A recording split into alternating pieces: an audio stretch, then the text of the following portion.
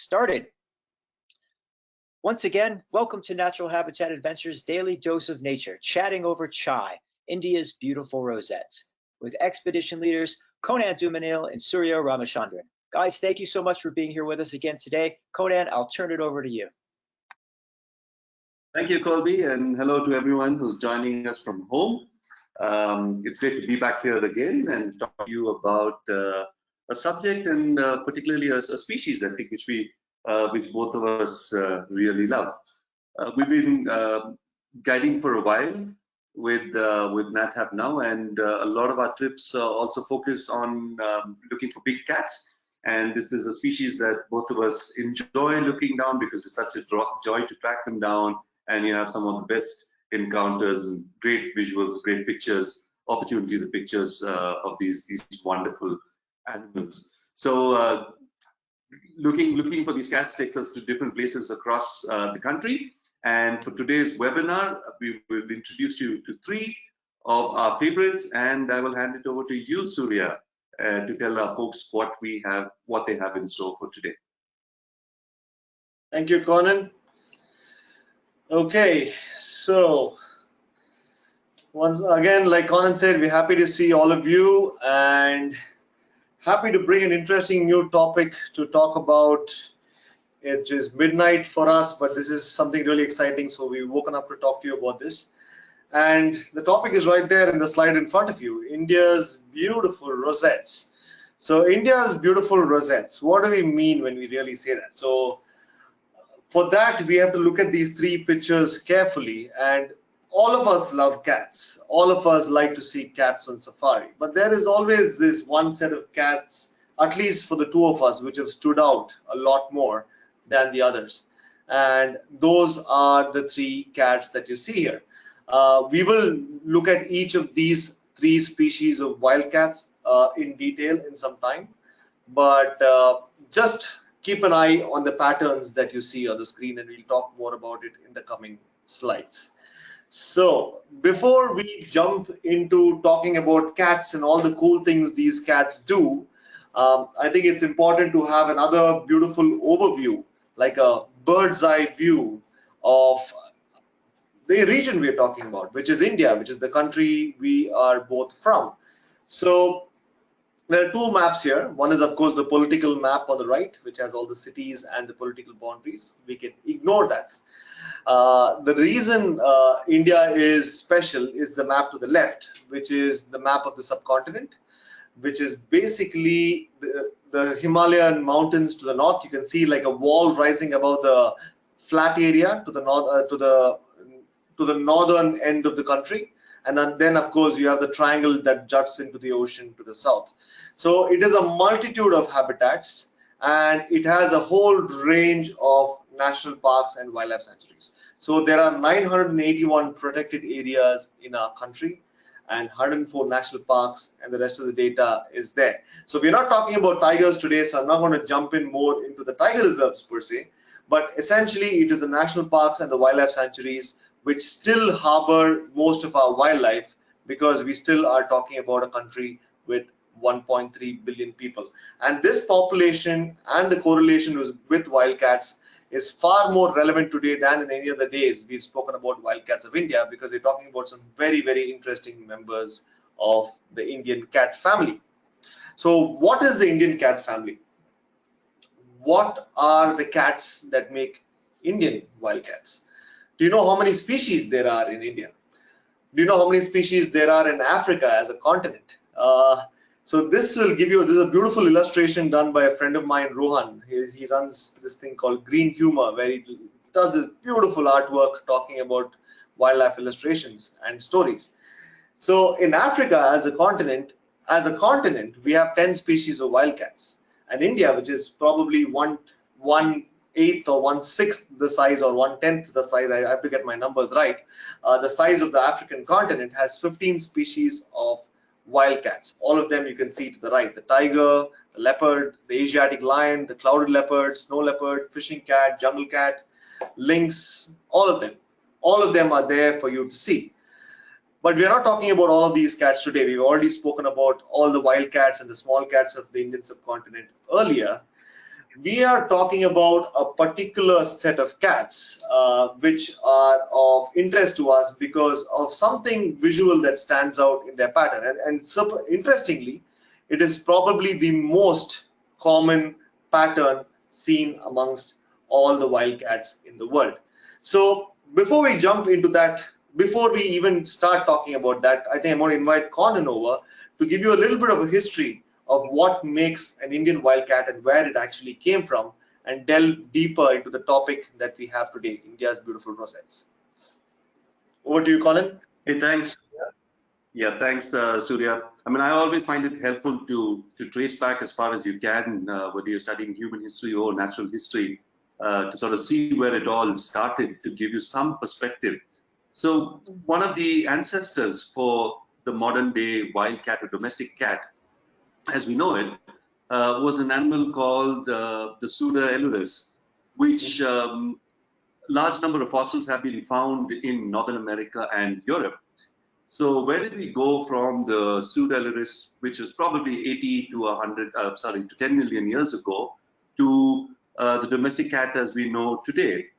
Now, when you trace the phylogeny of these cats, or when you look at the family tree of 37 species of cats, of wild cats, which we know of, and one domestic cat, which we know of today, we see some very interesting branches.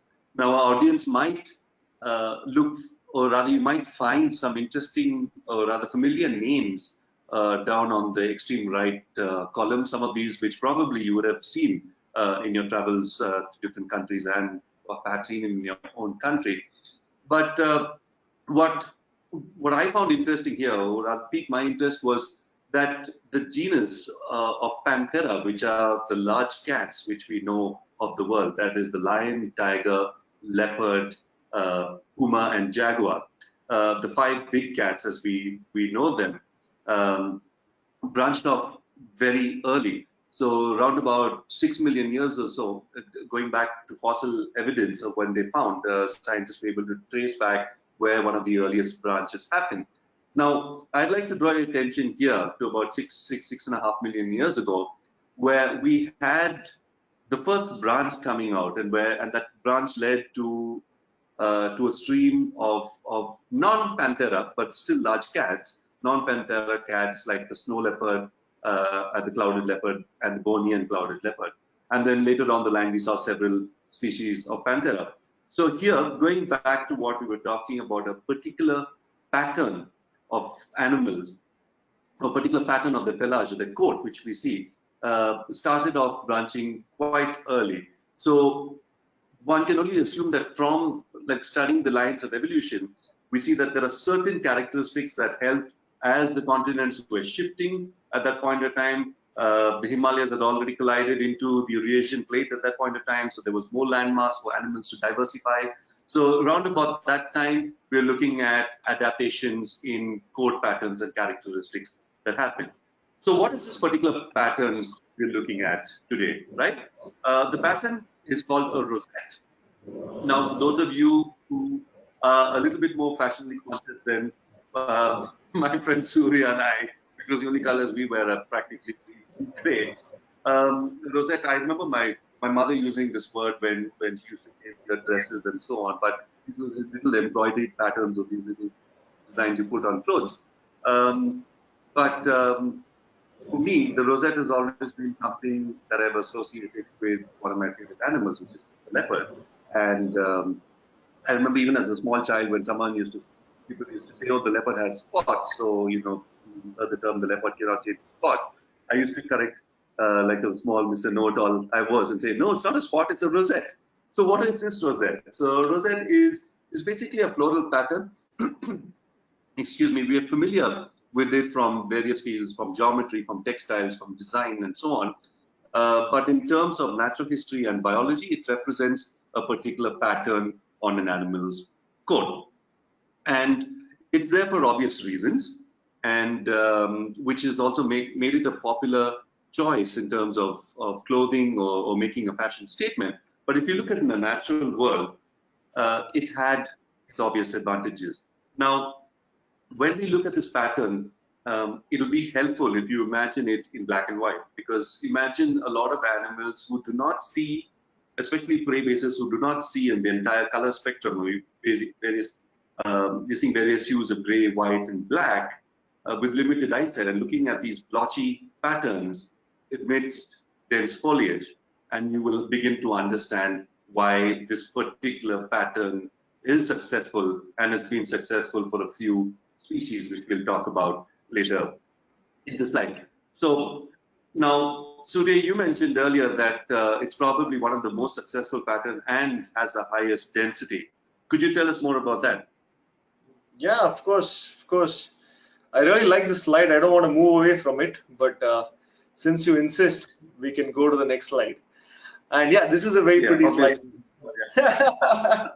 So yeah, let's go back to the next one. Thanks, Colin. Yeah, so like we were talking about the rosettes, it is actually the most common pattern seen amongst the wildcats of the world. Very interesting about it. Even amongst the wildcats of India, it is the most common pattern. Just some examples that you have in front of you on the screen.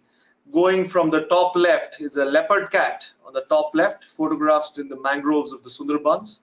And the central top image is a marbled cat, the cat which is known to have the longest tail as compared to body size of any cat. And the bottom left is, of course, guess, the jaguar from South America. And I heard also recently it's from also found in southern North America, Mexico and southern North America. That is very interesting for me to hear. And of course, the two cats in the bottom, which I have tried for a very, very long time from images, but I can never separate. But I just trust the person who's photographed them. I've never seen them. The one in the center and the bottom is the ocelot, and the one on the right is margay, both of them from South America.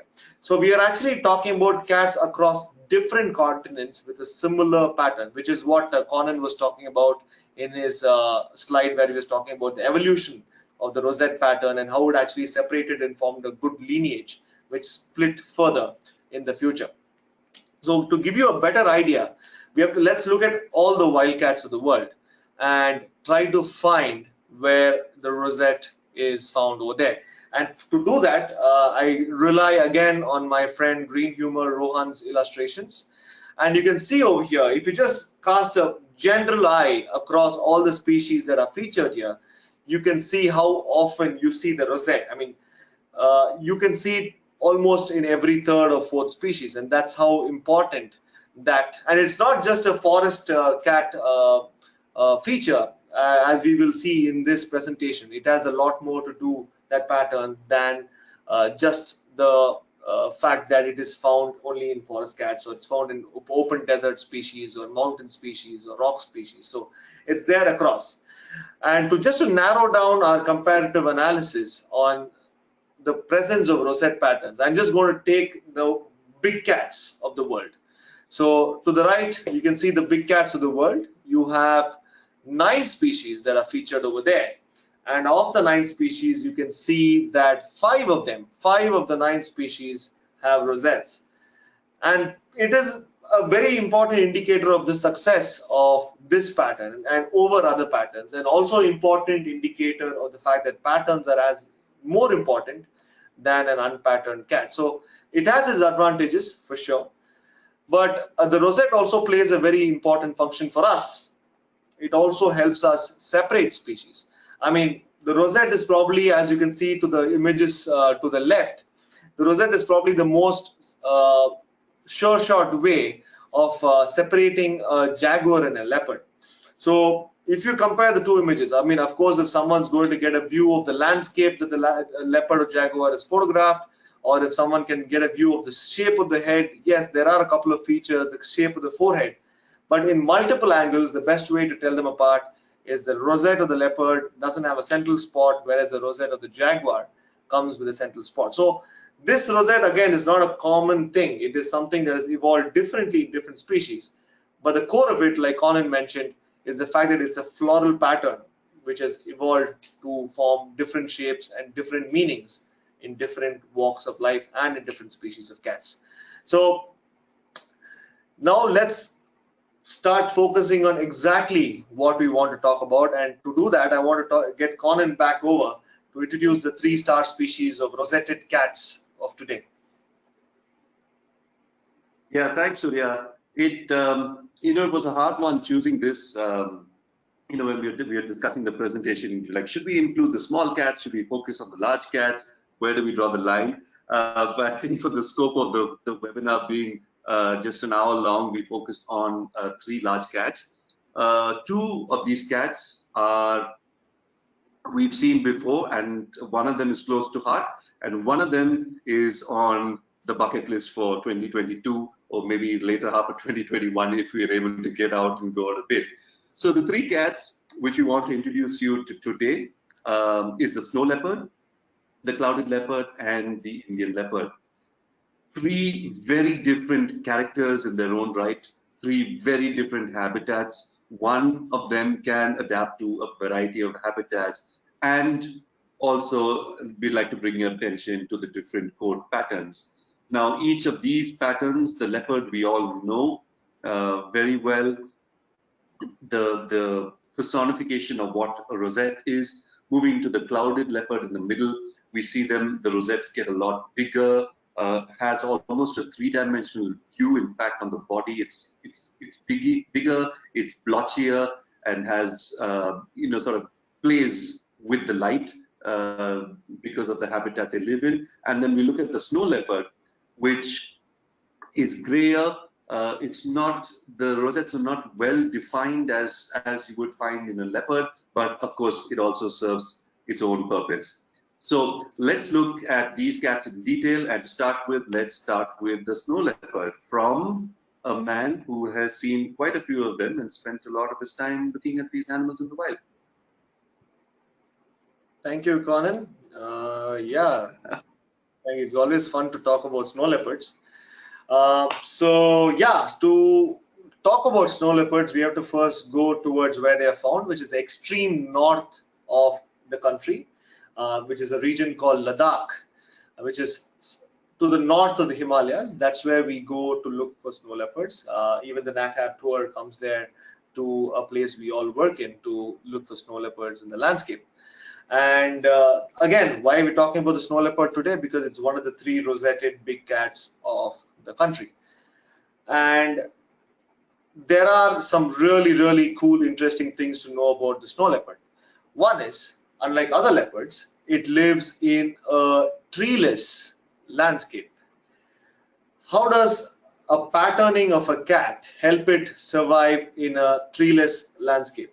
How does a cat even manage to survive with any kind of pattern in a landscape as open, as bright, and as devoid of cover as this landscape is? So this is the habitat of the snow leopard. So how does it matter what pattern it has? I mean, does it really matter that the snow leopard has a stripe or a rosette, because it's going to be exposed over here anyways? But having said that, there are interesting things that happen in Ladakh. There are interesting things like the rocks are not barren, there are shadows, and there is lichen on the rocks.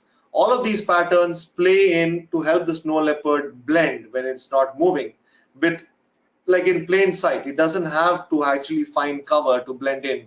You have to come there to understand exactly what I'm trying to say. So there are 2 factors which aid the snow leopard in hiding in the mountains. One is the scale of the distance. We'll never be able to understand the scale of the distance, because the mountain you're looking at could be 200 meters away from you, or 400 meters or 600 meters away from you. You won't be able to guess because your eye doesn't perceive distances in that scale.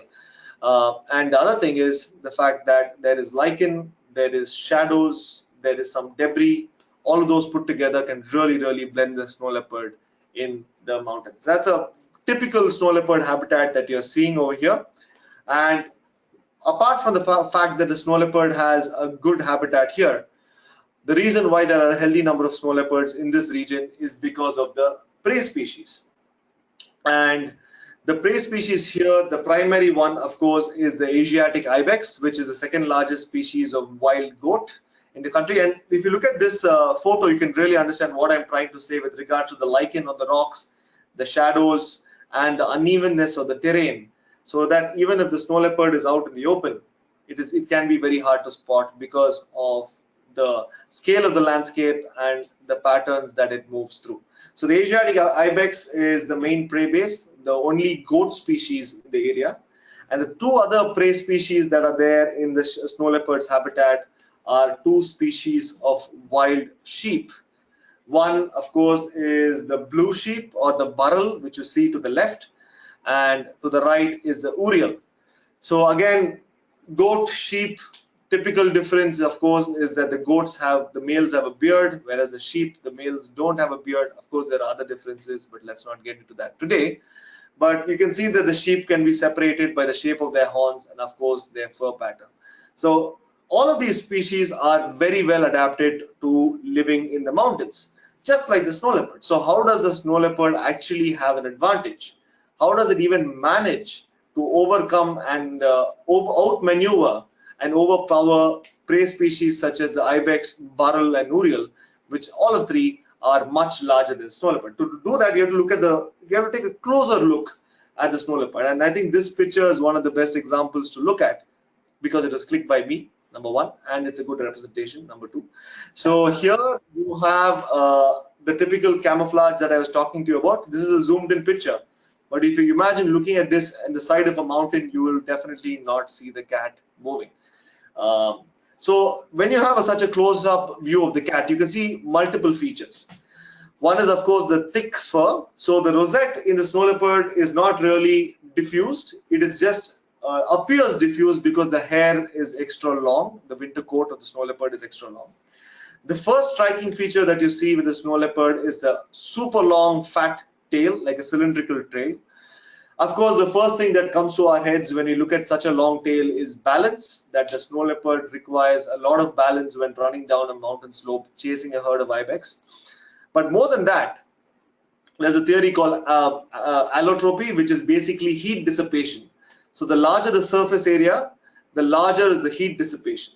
So when a cat is running, that's why all the cats have such long tails, or they even have tails, because they need that extra surface area to dissipate the body heat that's generated when they run after something, which is also the reason why a dog wags its tail and puts its tongue out to get rid of the excess heat that is generated because of excitement.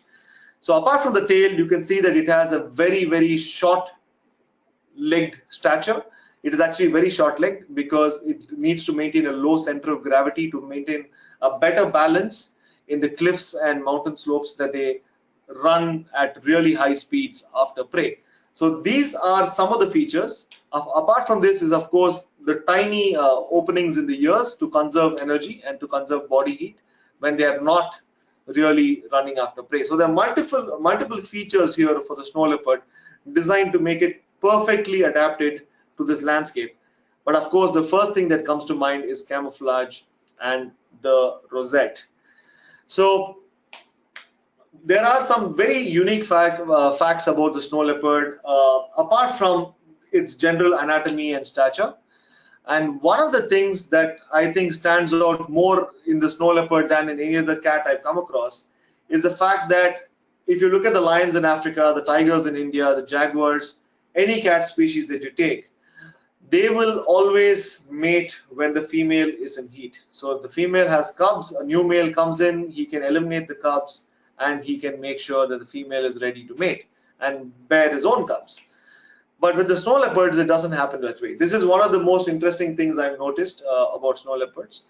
It is very important and very critical to them that they time their mating cycles carefully, and they do it to sync in the months of February and March, so that the 3-month gestation ensures that the young cubs are born at the onset of summer and are big enough by November to take in the cold weather that is to come in the coming months. So if the snow leopards mistime this cycle, the chances of the cubs surviving are a lot less. So this is one of the interesting things. It's probably the only cat that I know whose mating is so time bound as compared to other cats. So it is a harsh environment for the snow leopard. Though it is a very well adapted cat, cats do get old, cats do get injured, and there are threats to the snow leopard that are obvious, and there are some that are not so obvious. So of course, the first one is conflict. So we are talking about people who live in the mountains with snow leopards, And usually Ladakh, like I said, is a treeless environment, so most of the kraals where the sheep and goat are held are open. There's no wood to cover them, so the snow leopards usually get in and kill all the sheep and goat in one night because they're stuck in the pen with all these sheep and goat for a long period of time. And this is a major source of conflict, so the villagers either poison or they kill the snow leopard in the pen. This used to happen a lot. And of course, the invisible threat is climate change. I've been in Ladakh for the last 5 years, and I can definitely tell you that the weather patterns are changing. The intensity of snow is changing in different times of the year. The intensity of heat is changing. The winds are changing.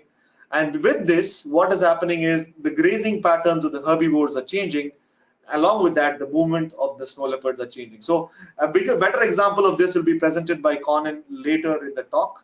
But for now, as far as I know, these two are the most obvious threats. One is, of course, conflict with human populations that the snow leopards share the landscape with. Another is global warming, especially in the Himalayas. You can imagine what that means. So there have been solutions. One, not for the global warming issue, of course, for the threat that can be seen locally. Of course, what has happened is the Snow Leopard Conservancy went in and covered the meshes with covered the corrals with a wire mesh, and that has reduced over 90% of the conflict. And they have also engaged the locals to be wildlife guides and homestay owners, and that, along with this, has reduced the conflict in almost 90% of the landscape by a huge amount. So simple solutions, a little bit of thought involving the community has gone a long way in providing part of the solution, but there are other goals that we need to achieve to ensure that this beautiful rosetted cat of the Himalayas stays where it is and stays healthy. And with that, I would like to move to a totally different environment, and I'll bring Conan back in to talk about the mystery cat. Thank you, Surya. I remember my my last snow leopard sighting was just like the last picture you showed, and it's just amazing how they can just disappear into the landscape. And if it wasn't for the keen eyes of our spotters and really good optics we had with us, there was no way we would have seen that mother with two cubs. But it's just amazing how they just blend in. So speaking of blending in, let's move further east into the Himalayas, slightly lower down in elevation. And I'd like to take you to a junction of four countries, India, Bangladesh, Nepal, and Bhutan. And as we know, the Himalayas run all the way from the junction of Afghanistan, Pakistan, and India, all the way down to east to Myanmar. And along the way, there's this thin strip of land where these four countries meet. It's called the chicken neck in India, one of the shape of the states, a very, very narrow corridor.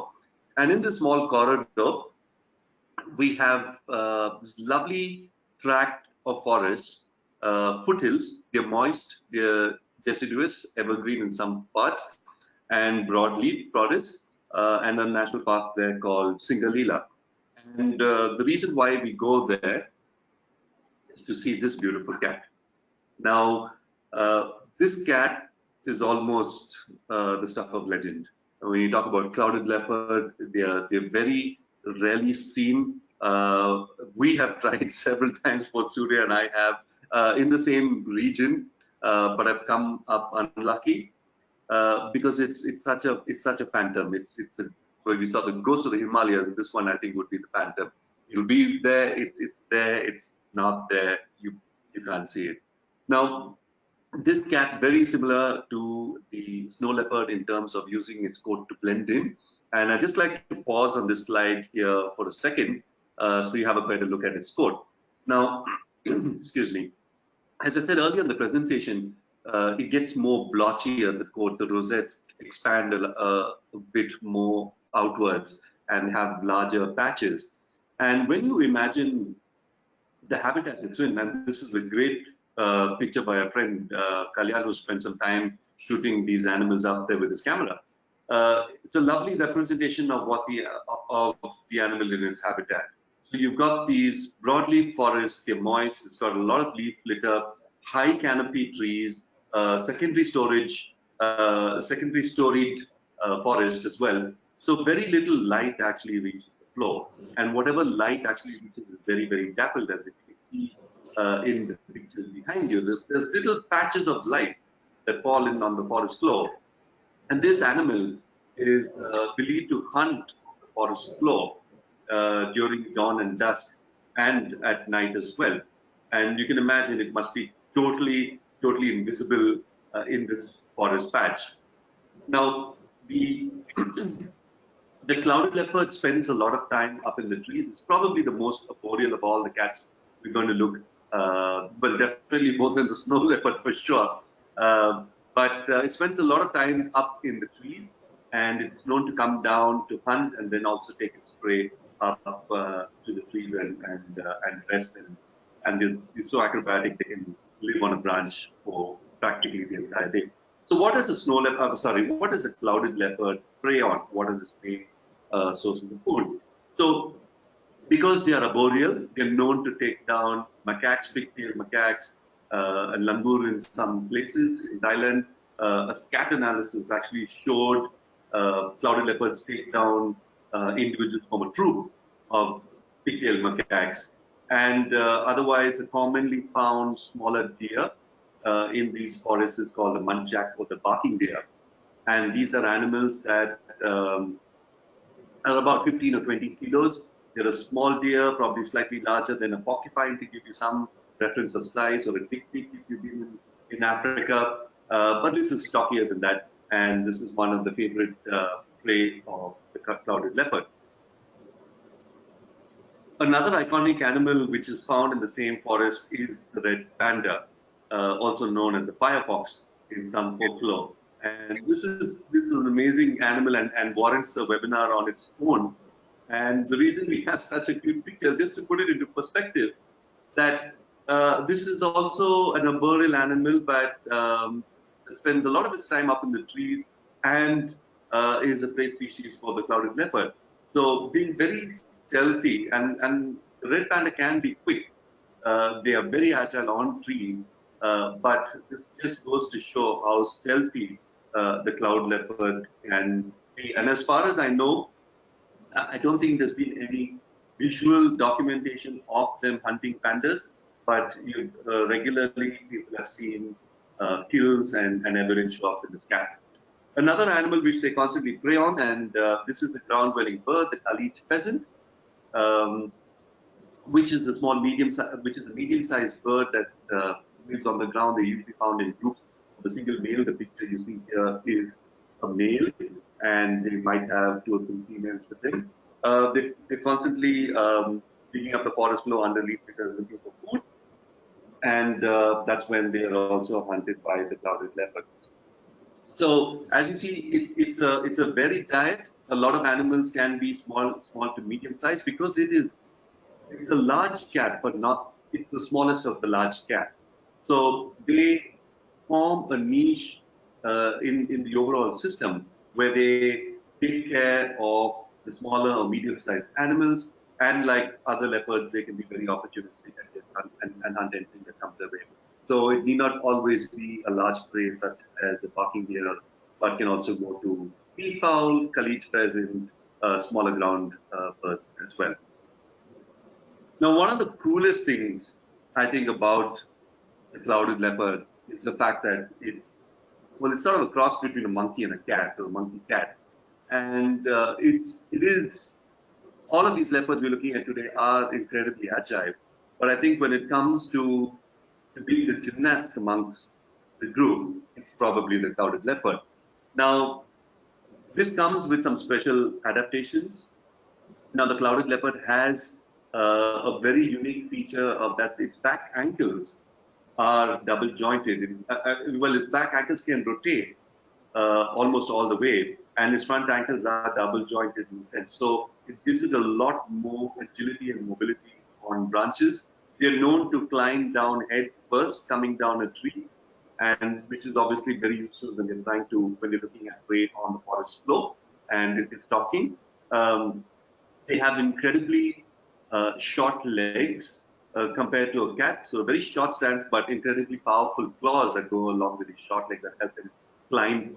And also, looking at their forearms, for a lot of mammals, especially the radius and the ulna, the two bones in the forearms are fused closer to the wrist. But for the clouded leopard, there's actually a very, very large gap, which gives them that sort of extra mobility to twist their arm in places where you wouldn't reach if you were another kind of mammal or another kind of cat. So agile to say the least. And one of the other distinguishing features is that it's got a very, very powerful bite, and for its size has some of the largest canines for a cat.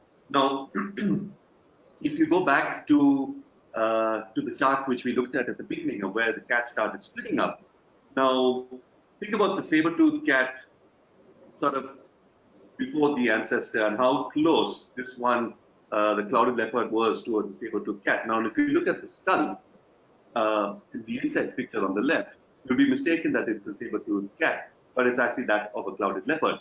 And another distinguishing feature there is that it lacks the first set of premolars. So it's got this incredible ability to bite down onto an animal. So whether it's a large herbivore or a mid-sized herbivore or a game bird, it's got this ability to bite, hold on, and also climb up to the tree. And for a small animal, and with incredibly large canines and the space to actually get a good bite on something or get a good hold on something, this augurs well because it can take down prey a lot more heavier, a lot more bigger than itself. Of course, all is not well in the snow leopard kingdom. There are threats that pose, there are things that pose a threat to the existence of these animals, even though they don't come into contact or direct contact with humans, and there is no record of a direct conflict. They are poached across Southeast Asia for their fur, and also in some traditional medicine markets, they are sold as substitute for tiger parts of tiger release to require tiger part. So these animals are poached quite a bit, and because their range extends across areas which are not so regulated. So think about countries like this. So think about the northeast of India, which has forest borders with Myanmar, onwards to Vietnam, Laos, Cambodia, parts of Nepal and Bhutan. These are areas which are crawling with thick jungle, relatively less patrolled, hard terrain to get a hold on, and these are the terrain which the forces operated to take out the animals. And another threat to their survival is logging. Now, a lot of these evergreen forests are being logged. There is a new policy in India now where they're opening up areas of forest to palm oil cultivation. And so looking at these areas, we're looking at old growth evergreen forests, which are coming into threat, which are being threatened because of the requirement for timber to feed the growing economy. We're looking at a large habitat that is being lost for these already vulnerable animals. So I think another reason why these animals are actually under threat is because I think one of the first things is in conservation is to relate to an animal, to see an animal, to relate to it. And yes, they're not easily visible as tigers or leopards or lions as you would on safari. And because you're so elusive, and these are all images of camera traps set up in different parts of the forest, and often you'd only see an image on a camera trap. So not seeing an animal directly and not being able to relate it, I think doesn't do well for a conservation story of this animal. And I think, or rather we hope in talks like this, for more people visiting, or more interest shown in sort of lesser known of these cats will sort of do it well in the overall conservation story that we look at.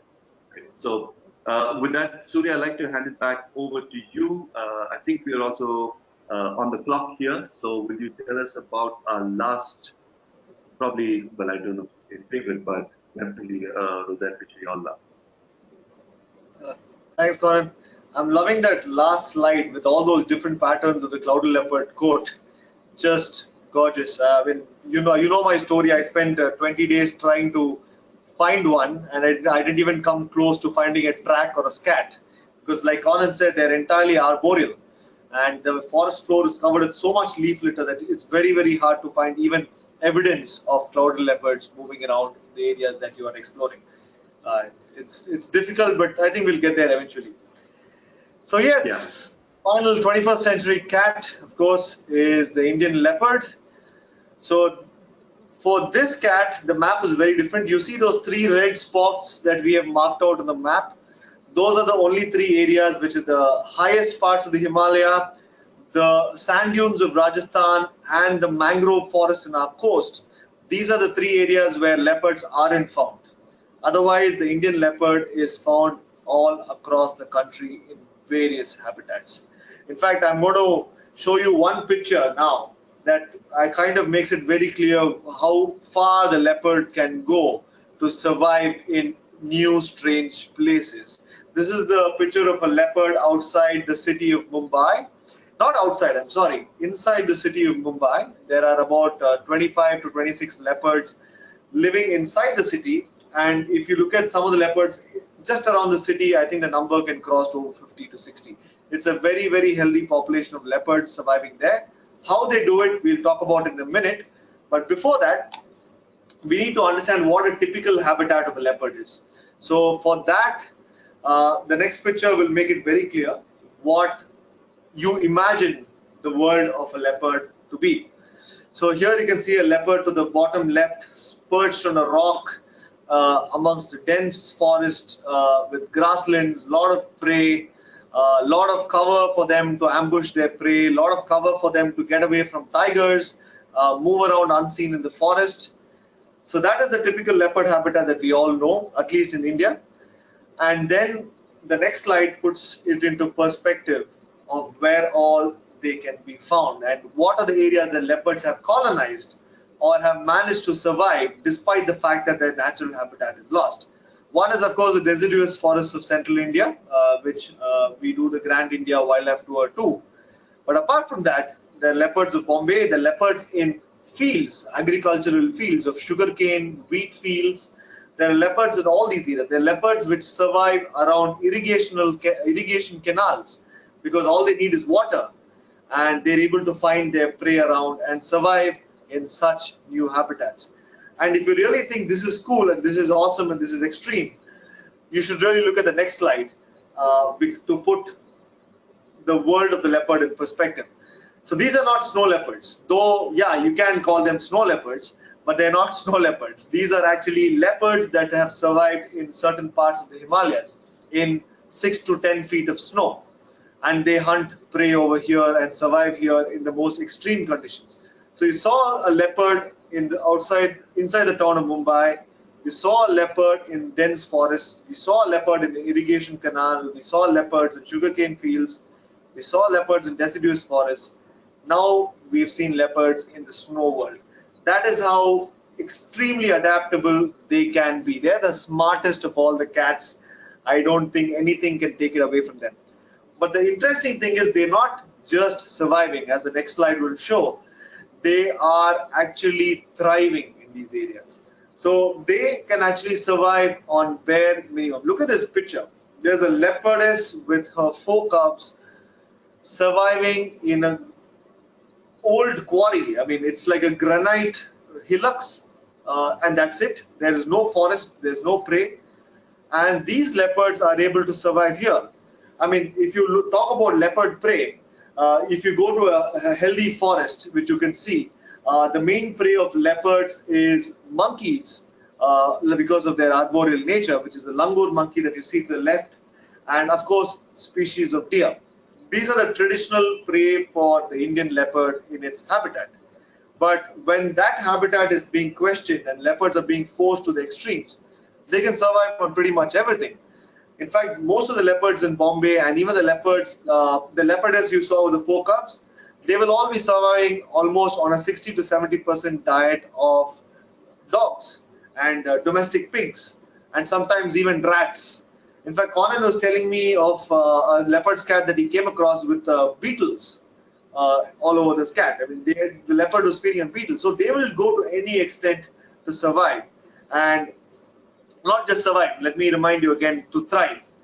But how does a leopard manage to do this? How does a leopard manage to survive beyond all the odds, whereas other cats and other wildlife, I mean, even the deer have not been able to survive in certain patches, but a leopard has been able to survive that.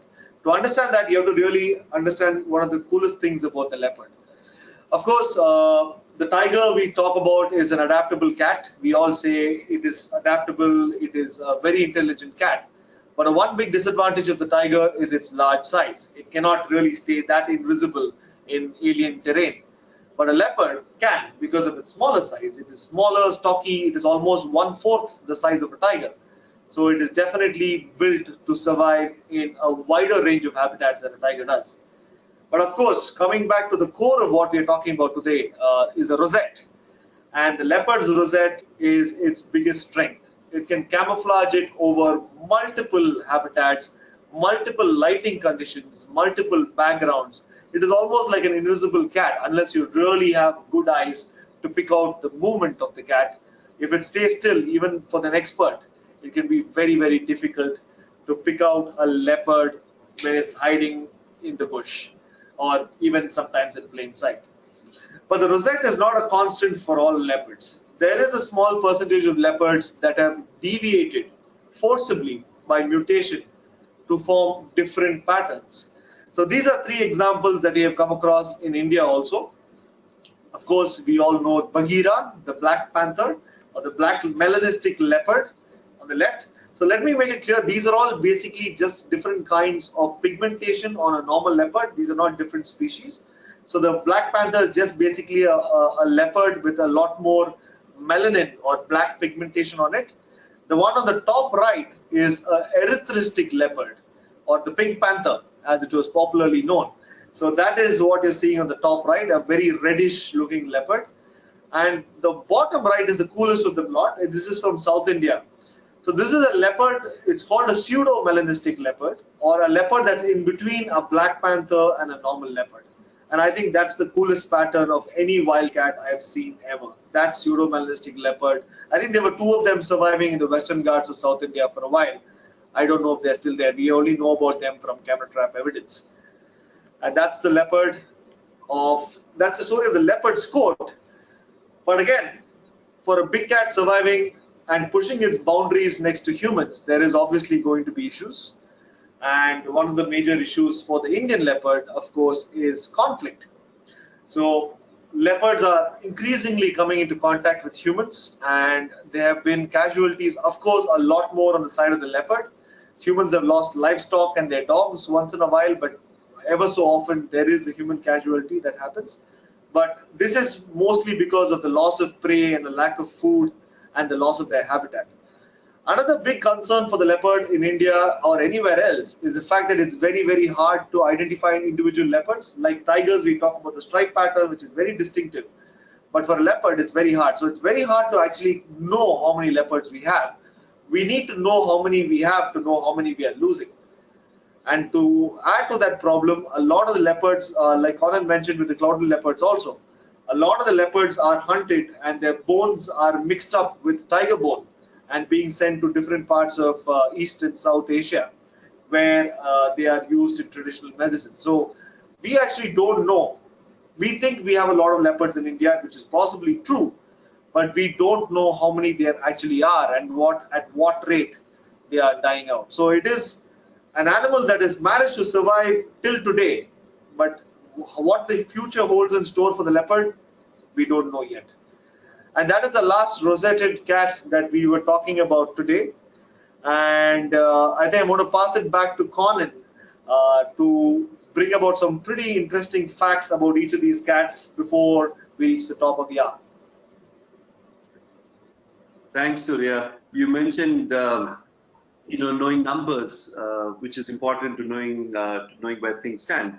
And I just recall about 3 years ago, the government of India took on a very ambitious project of counting the number of leopards. So just some fast facts for you up there, folks.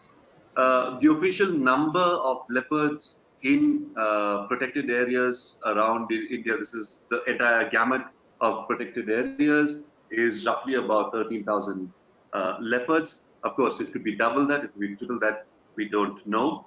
The tail, the most distinguishing feature of all these cats, 3 cats we've seen the snow leopard, which has the longest tail in relation to its body.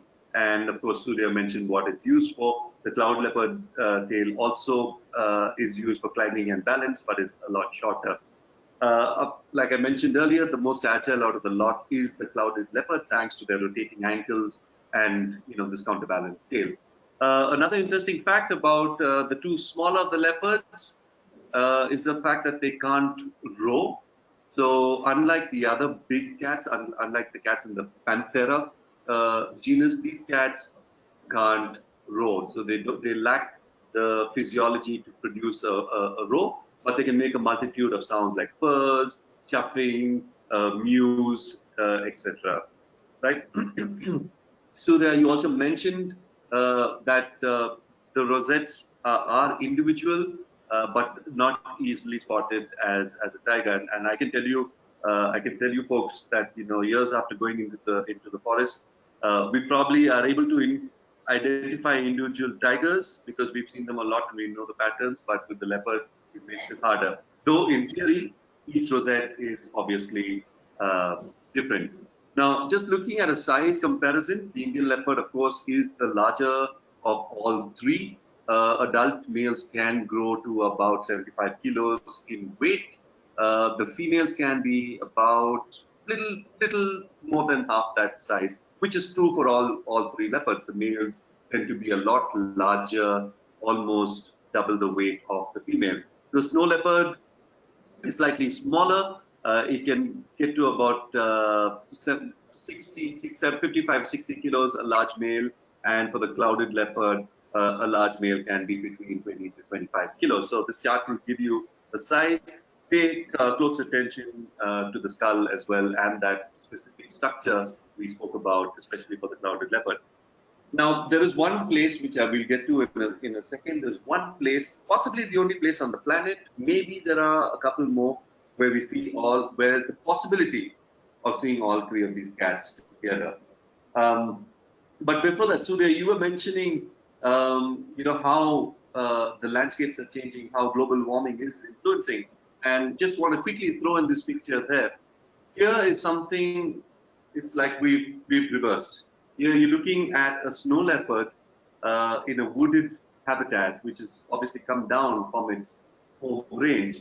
And here, and on the right, you're looking at an Indian leopard that's up in the snow peaks. Yes, we know leopards are adaptable and can get up to snow.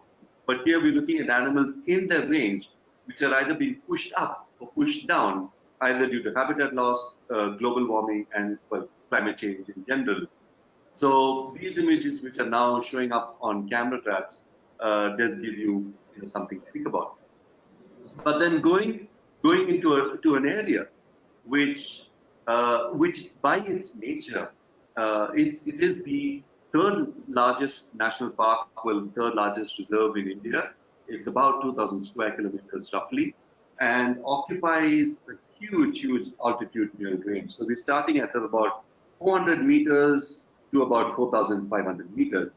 So you've got the lowland riverine forest moving up to deciduous forest, moist evergreen, conifer, mixed conifer, alpine, and then the snow peaks. And this place is a special park. It's on the bucket list, like I said, for me for 2022. It's in the far east of India, a place in a state called Arunachal Pradesh, and it takes a long time to get there.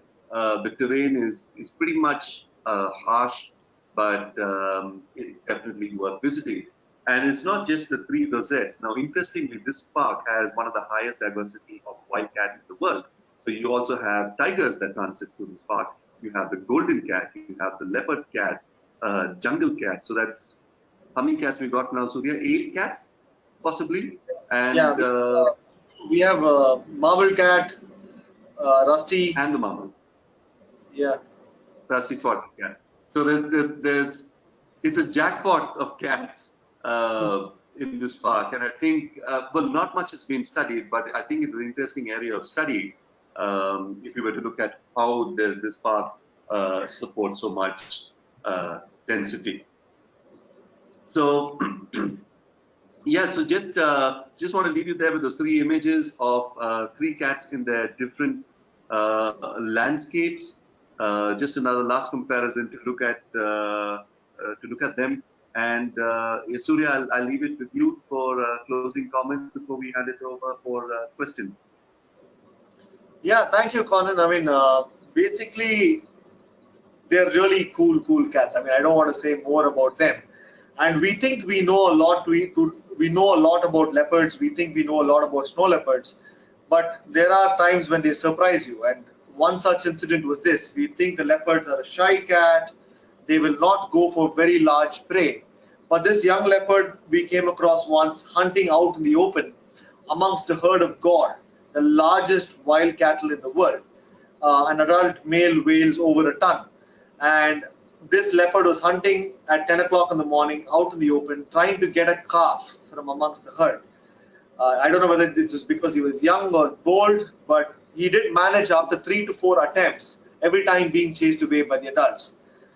So we think we know these cats, we think we understand, but unlike how we admit it with the clouded leopard, we have to admit that there is a lot more to understand about these cats before we can make a completely scientifically sound conservation plan to save them. But until then, we just have to enjoy every moment we can with them in the jungles when we are out looking for them. Thank you. Colby, we'll hand it over to you. So let's hear from our audience if they have any questions or comments, please. Yeah, we sure do. Thank you, guys. I appreciate it. I'd like to remind everyone that if you haven't submitted questions already, you're welcome to do so in the GoToWebinar control panel. And we can start off with some that have been submitted. So, guys, we had a comment I found really interesting, actually. Maybe you have some perspective on. So, thinking about the rosette patterns, and you're talking about their camouflage and the use of the rosettes. Other animals, even there in India, but other places in the world, they have different types of patterns on there. We see stripes and whatnot. Is there a reason why rosettes are specifically preferable? And are there reasons why these different animals evolved to have either, let's just say, stripes or spots to start to make it easy on you? Okay. Yeah, there's obvious reasons of either defense. When you look at cubs, which are grown like lion cubs, for instance, when they're born, they have spots, and the cheetah cubs have practically stripes on them. So there are obvious reasons with helping with defense. And then, as we mentioned, with these animals like the clouded leopard and snow leopard, this pattern also helps in for them to hunt. Now, when we look at all these cats, now I know that there is still a lot of work being done in understanding these patterns, but when you look at rosettes, there definitely seem to be a lot more prevalence of rosette compared to, say, plain colored cats or even striped cats. And as far as I know, there's just one striped cat. But not to say that that pattern doesn't work for it, and that pattern works wonderfully well for a tiger, whether it's in the grass or in a rainforest. It works brilliantly well. So there's obviously more than just the color, and it's also more than just, it's more how that pattern catches the light, blends in with the overall texture of the landscape, which helps it. Now, I don't know if there's any way a human can possibly visualize this more. It'll be interesting to have a method by which we see some of the prey species visualizing this pattern. But yeah, so the two main purposes that these patterns form.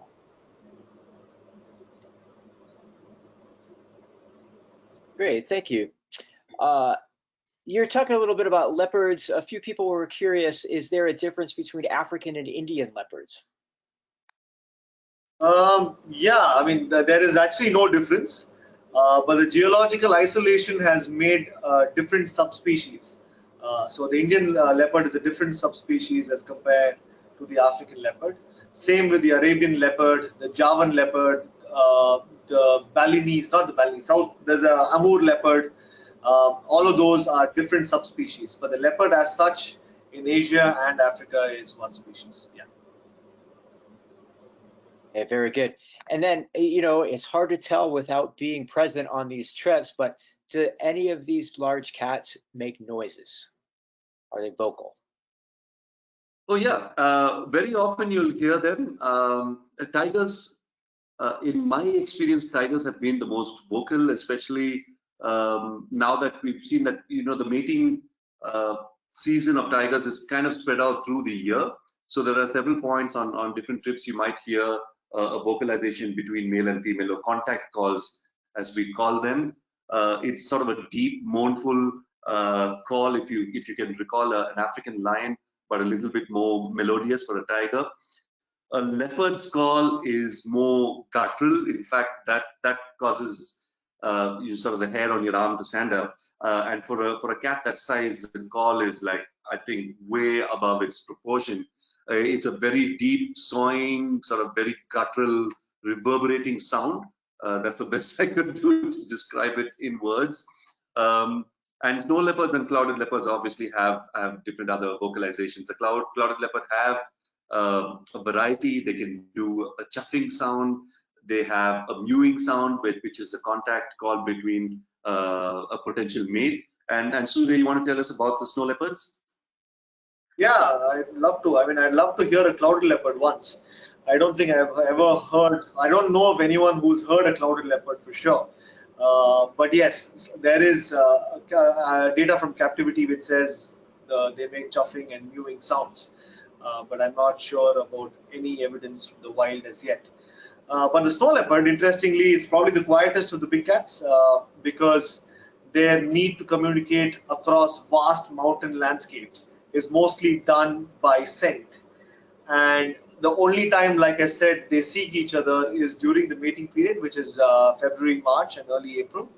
And that is when you can actually hear their sound. It's like a loud wail to a squeal. It's something in between a wail and a squeal. I don't want to mimic it. It'll wake everyone up at my house. But it is somewhere between a wail and a squeal. And both the male and female utter it, and it kind of echoes across the valleys. Sometimes sitting in early in the morning or late in the evening around the lodge, you can hear that. But the interesting thing is you hear that only in February, March, and April, and not the rest of the time of the year. Otherwise, they do make small sounds to communicate with their cubs or to warn a threat nearby, but otherwise, no, they don't vocalize much. Thanks, guys. Great answers. Surya, we can certainly appreciate that it's late at night in your household there. Next time it's during the day, we're going to hold you to mimicking those vocalizations. Well, that is the last question we have time for today. Surya, would you like to share any closing comments with the audience today? Sure. So I'd like to just talk about this one particular photograph to finish off. The last slide. This is probably one of my most favorite pictures taken by a friend of mine, Sandesh, in the forests of Northeast India, when he was on assignment to try and capture a wild clouded leopard. So all the pictures of the clouded leopard that you saw in the presentation today are all pictures from captivity, except the camera trap shots. None of those pictures are pictures from the wild. Some of the pictures are also of cubs being released back into the wild, but they're not true wild pictures. So Sandesh spent, I think, 28 days in these rainforests of Northeast India. He had days when he was sitting in the hide and the clouded leopard walked past, but he didn't know because it was so quiet. He had infrared cameras, but he couldn't pick them out. The foliage is so dense. But finally, on the 28th day, he had set up a camera on a high tree using some of his field assistants. And when he was checking that, there was this perfect picture of this cat. And when I saw this picture, I realized why, even after spending 20 days, I didn't find a sign of this cat. And it is very clear why when I see this picture. It's such a beautiful cat, but made perfectly for the rainforest and made perfectly, thanks to its rosettes, to evade our eyes. So yeah, I'd like to finish with that. And I hope you all enjoyed listening to us today. We sure did. I'm trying to imagine now a life without being detected in the forest. Like that's a pretty cool life, I think. Guys, thank you for sharing. Thank you to everyone for joining us today. Join us again on Monday for our next Daily Dose. You can check out this week's lineup, including the registration links on our website at nathab.com/webinars. We did record today's presentation, and as always, we'll have the replay available on our website shortly. And with that, I will conclude today's webinar. Thanks again, guys, and enjoy your weekend, everyone. Bye, everybody.